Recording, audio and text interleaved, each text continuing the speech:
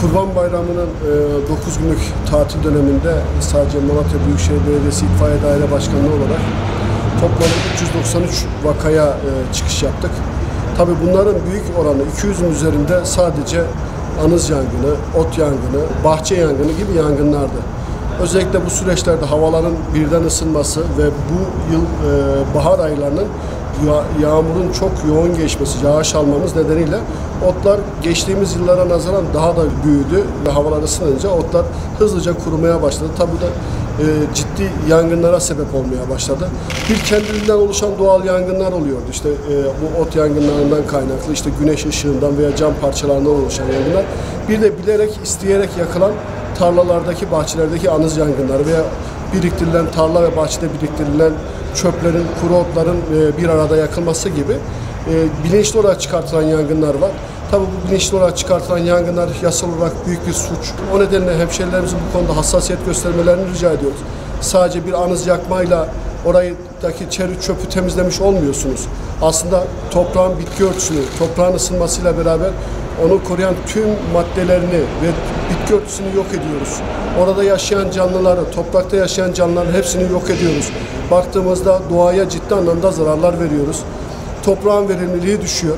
Yani temizlik kolay olsun diye bu yola gitmenin kesinlikle doğru olmadığını, hem vicdani olarak hem de hukuki olarak doğru olmadığını belirtmek istiyorum.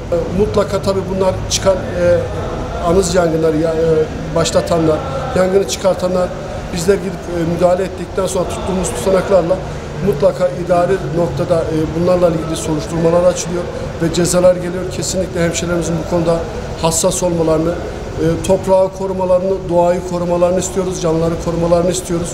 Lütfen dikkat edelim. Yaz aylarıyla birlikte tabii biliyorsunuz artık insanlar depremden dolayı sıkıldık, bunaldık. İşte piknik yerlerine gidiyoruz, ateş yakıyoruz, mangal yakıyoruz. Yani bu tür yerlerde de ağaçlık alanlarda lütfen ateş yakmayalım. Dediğimiz gibi ağacımızı, doğamızı koruyalım. Yani daha sakin bir yere ateşi yaktıktan sonra, gıdamızı, yiyeceğimizi pişirdikten sonra sonrasında ateşi mutlaka söndürelim. Söndürmeden terk etmeyelim. Bir küçük sigara izmariti dahi çok büyük yangınlara sebep verebiliyor. Onu belirtmek istiyorum. Atılan bir sigara izmariti, belki diyoruz ki ne olacak diyoruz ama kurumuş ota geldiği zaman orası yanıyor, tutuşuyor ve çok ciddi yangınlara, büyük olaylara sebep veriyor. Tabii dikkat edeceğimiz hususlardan bir tanesi depremden dolayı biliyorsunuz işte şehrimizin muhtelif yerlerinde, birçok yerinde, gerek kırsalda gerek merkezde çadırlar tamamen kalkmaya başladı. Bir yandan konteynerler var.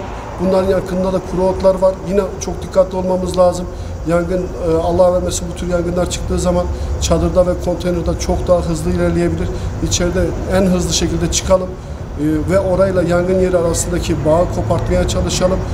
Önceliğimiz yaşam alanlarını korumak olsun ve bizlere 112'ye itfaiye ihbar yaptığımız zaman adresi en doğru, en kolay şekilde anlayacağımız şekilde çok kolay bir şekilde ulaşacağımız bir şekilde arkadaşlarımızın, hemşehrilerimizin tarif etmesini istirham ediyoruz. Bizler Malatya Büyükşehir Belediyesi olarak, itfaiye dairesi olarak 7/24 hemşehrilerimizin hizmetinde ve emrindeyiz.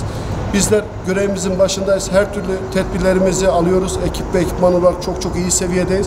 Ama burada en çok iş de yine vatandaşlarımıza düşüyor. Teşekkür ediyorum.